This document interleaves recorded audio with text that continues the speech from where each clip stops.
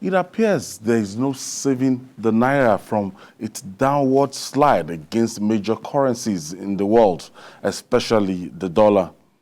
On Thursday, the Naira hit a 4-month low, falling by 0.30% against the US dollar at the official market. The Naira, which opened trading at 416.50, closed at 420 to a dollar at the close of business that day, according to data published by FMDQ, where forex is officially traded. This represents a 1.25 Naira or 0.30% devaluation from 4.18.75 it traded in the previous market session. It is the weakest rate the Naira exchanged officially with the dollar in nearly 5 months, after closing at 422 Naira 67 kobo to a dollar on the 5th of January. Also, the Naira pushed towards 600 to a dollar at the parallel market on Thursday, selling at about 596 Naira to a dollar. Judy, what a calamity. This is not palatable at all. It's not palatable at all. You need to be worried as a Nigerian. Because I've been asking myself, what is likely to happen by the time subsidy on petrol is eventually removed?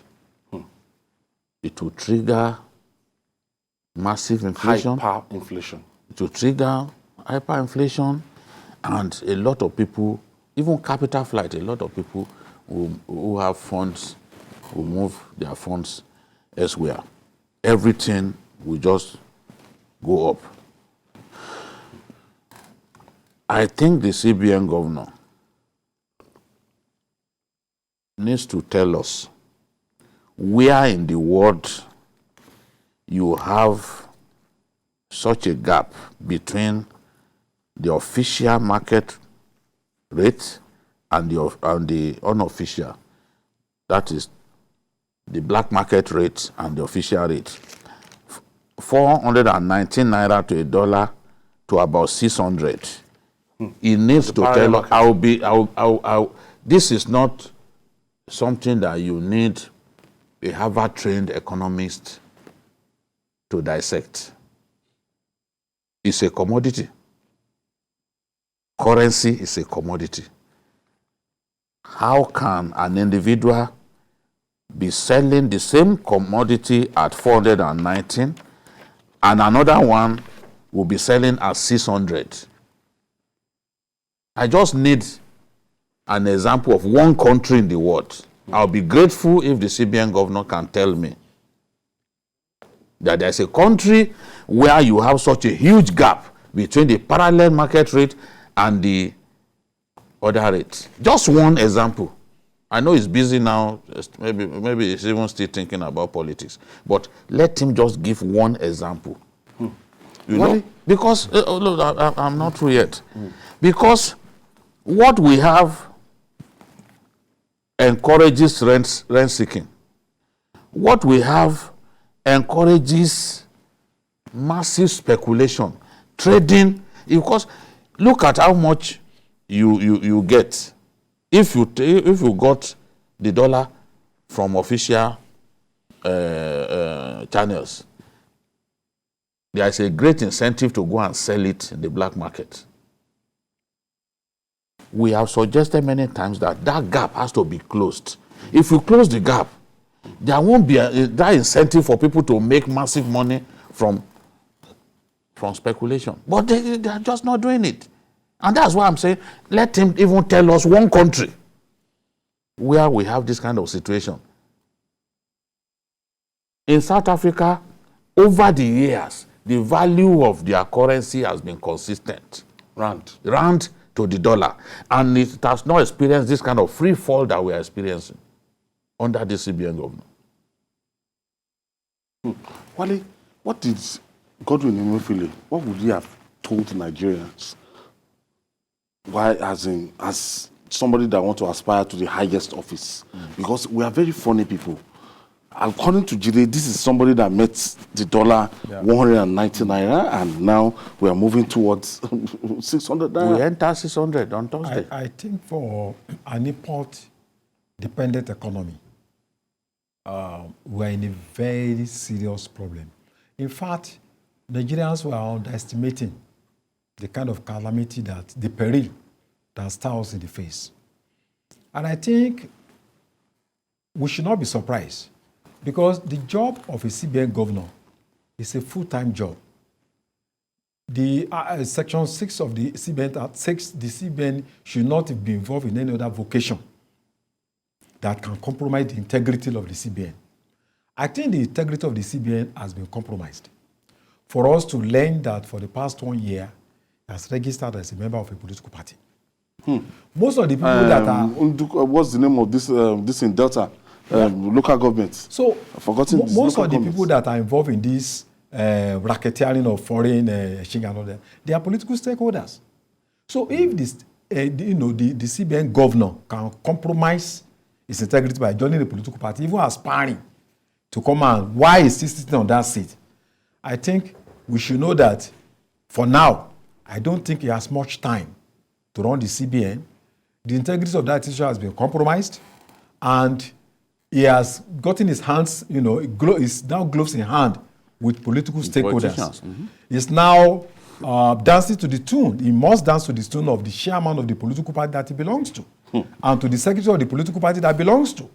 So he cannot tell us that he's now the CBN governor of Nigeria. He's now, CBN governor of a political party. So I think where there's integrity, where there's honor, by now he should have just stepped aside. No, but it's a proper Nigerian, so he won't. He should leave. Whether he's going to be president or not, what we are seeing now, he joined the political party last year. So my own concern is is the stewardship. Is the stewardship. At what point, or what was the value of the Naira compared to the dollar when you came in? Because if you cannot make change happen, if you cannot make progress happen, then what are you telling us? And the other day, the CBN governor wanted to fight somebody that they accused of speculating and all that, the Aboki FX man. But even after that, the Naira has further plunged. Because you can't say that, somebody sat down somewhere and creating all these problems. Now, that person, out of fear, said, okay, I'm removing my hand. You just cannot show up the value of our currency. And I have real fears, honestly. I have real fears, because are we moving towards another Sri Lanka in our country? Another Venezuela. I wish that, Venezuela may look like an exaggeration. But at least there is a Sri Lanka first had this kind of problem before people got angry and all that. There's a step before you get to Venezuela, before you get to Zimbabwe. Where are we going? Where are we going? In Abuja, they sold it on Thursday, between 590 to 593.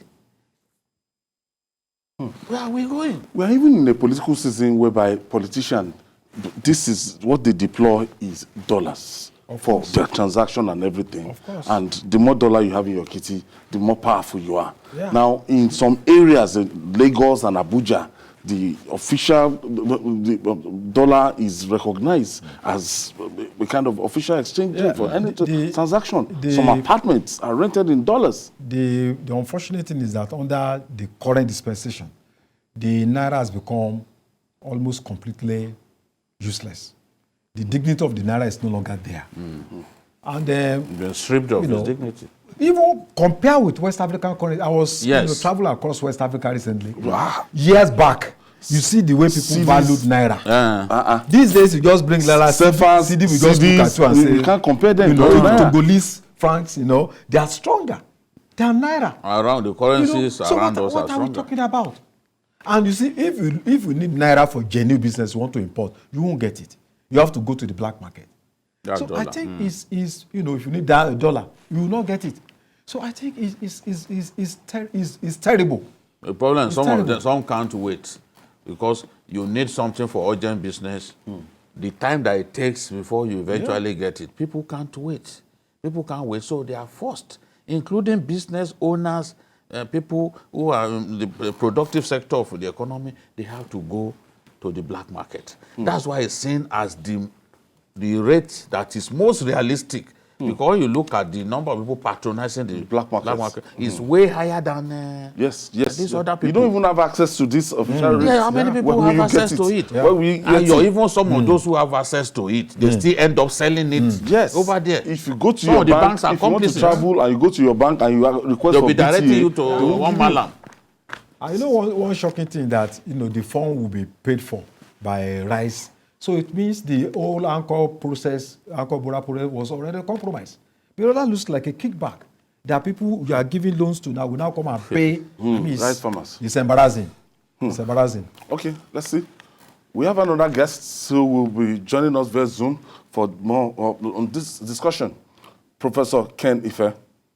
Thank you for a renowned economics. Thank you for joining us. Well, thank you. Thank you for having me. Prof, what do you make of this free fall by the Naira?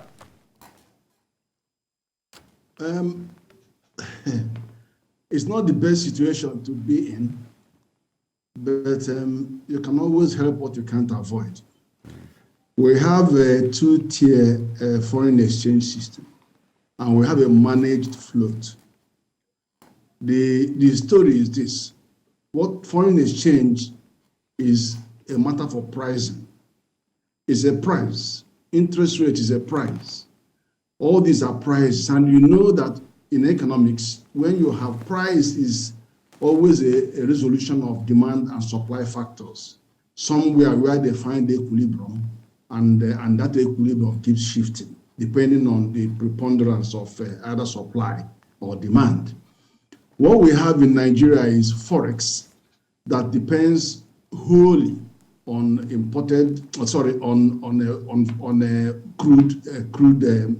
crude and gas export.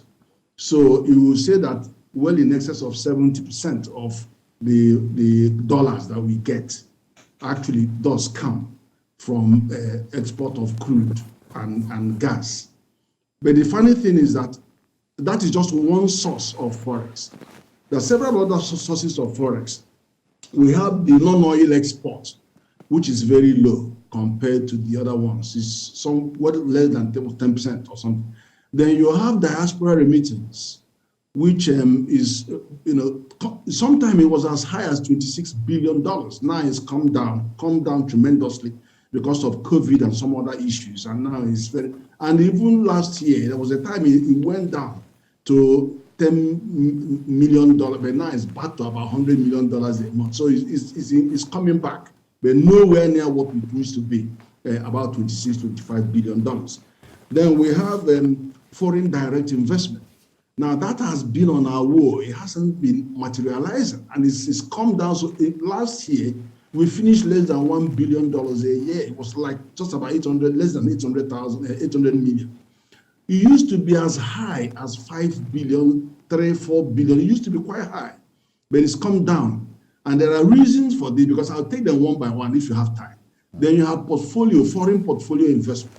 That one is very problematic because it comes and goes. Before you have body language, or in the twinkle of an eye, it goes away.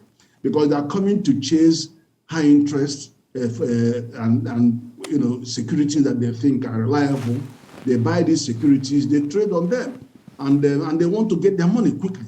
And then if you now have capital account controls, which delays them from taking their money as quickly as they wanted, then you run the risk that the rating agencies will come down on you like a ton of bricks. You remember in 2016-17, we had JP Morgan delisted Nigeria, and then also Barclays Bank did the same. And it was because we moved from devaluation, which couldn't help that much. We had one and second devaluation. Then we moved on to macro-prudential measures. Again, it was even difficult for you and me that have dollars in the account to go and get it. And then at some point, the bank said, okay, come and take your money, come and take your money. And then, there was so much uncertainty there. Then they moved to capital account control, and then we got hit by the rating agencies. And then we now have to move away to demand management, currency demand management. And the reason for that was that we were receiving 3.2 billion central bank, and then a month, and then it collapsed to about 1 billion a month, compared to a request for export of $4.6 billion a month. So there was a big mismatch between what we have coming, which is supply, and what we have demand. So it's such a big mismatch. Now, the last bit is loans that we take. And loans that we take that are denominated in dollars have to be paid back in dollars, plus their interest in dollars. So when government takes that loan, don't think that you can use all of that. You can use some of them, maybe in importing machinery because of the buying the computer equipment, not even the defense equipment. So you will have to use the dollars, and then you have to find dollar to repay. Now, but the strangest thing, two strange things have happened. One is that the trajectory of those demand and supply are divergent. There is no chance of them meeting. So if you're talking about price stability, you have a problem because you can't see where the equilibrium is because you're not in control of those. The main source of the forex, which is oil and gas, crude, are exogenous factors that subject exogenous factors we have completely outside our control. Then one day the price has crashed, the other day the production volume has come down. They say there are militants and all kinds of reasons, and then so you can't bank on those. And then the second one is that throughout last year, normally CBN expects $3 billion, around $3 billion every month from NNPC. They didn't get a dime throughout last year, not even 1 penny. So from January to, and even till today, as I'm talking to you, they haven't got it. So what you are seeing that there's a big hole in the forex story, because what they did was NNPC did a swap, a crude swap, sending crude to the refiners and then receiving PMS in return, and then they will now turn to government and tell them to go and bring the subsidy. So government was bringing 1.2 billion, now it's now 4 trillion that they have to go and look for. So, I mean, that has become a cheat, I'm telling you, because I've never seen where people will subsidize consumption. You subsidize production so that you can keep the jobs here. If you don't know what to do with those, I mean, that's another story, but let me just continue with your. So now what you have is that you have a fundamental mismatch between the demand for that dollar and the supply of the dollar available. Now, I've heard people who think that they can have a simplistic view of saying, float the currency. If you float the currency, where there are divergent demand and supply trajectories, the money, the Naira will be like a kite. That is, you are hoisting a kite, and then suddenly you cut the thread. The kite will fly to nowhere. Within 6 months, 7 months, 1 year, it will go to 1,000 Naira to $1. It will just continue to go like Zimbabwean dollar. Prof. So that is the danger. Prof. That's the danger that we have. I want to ask you one question. What is your view about these two windows that we have? Okay, let me tell you my view. Okay. The NAFEX window, which is the importer, the exporter investor window, is fairly stable. If you look at it between 410, 415, even as at yesterday, it was 415. So it's been hovering around that, 415, 417, 415. So it stays around that. And that is 93% of the forex story. The disbursement is 93%. So now what you have is a black market that is only 7%, but has the potential to do all the kind of damages that we are referring to. That's the one that's flying by night. And today is 570, the other one is 585, it just keeps going. Now, the problem with that window is this. We are not shutting down. The central bank did not ban, not that they have the right to ban, did not ban importation of those 43 items that they removed from eligibility.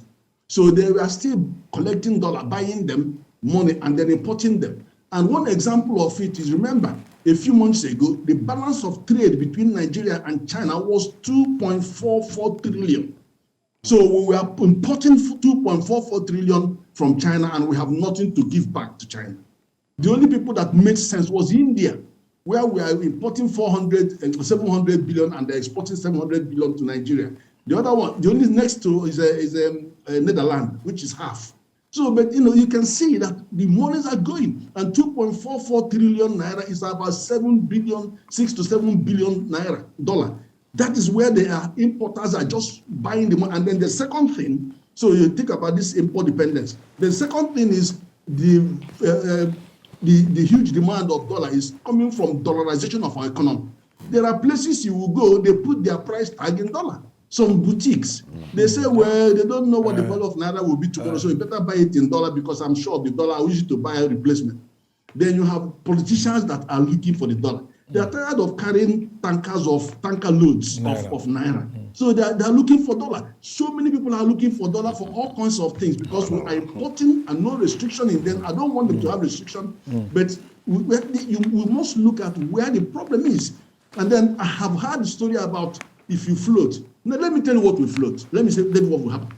If 93% of your currency transaction is in the NAFEX window, then you have 7% on the other side. Obviously, the equilibrium price today can be not 415, not 475, but it may be somewhere around 480, 450, closer to the big one, which is the NAFEX window.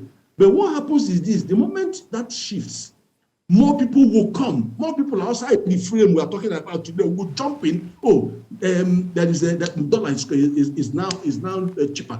Everybody will come in. More people will come. So what will happen is the pressure on the dollar on the day will go again and force the money to move to 500. And then the following month, more people will come. More people that are not even in the scheme will now come in. Yes. So the thing will keep moving and shifting. Okay, Prof. And meanwhile, those who are already currently happy doing their business at 410 to 4115 will say, yes, Prof. We have to leave it there, Prof. So, Prof, thank you.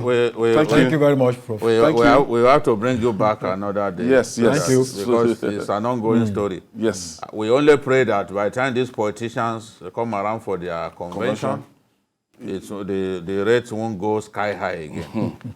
So some of them will need dollar to settle for the convention. Professor Ken Ife, a renowned economics, thank you for joining this Hangout on Sunday. Thank you for your time, Prof. Thank you. I'm sure you'll be back again.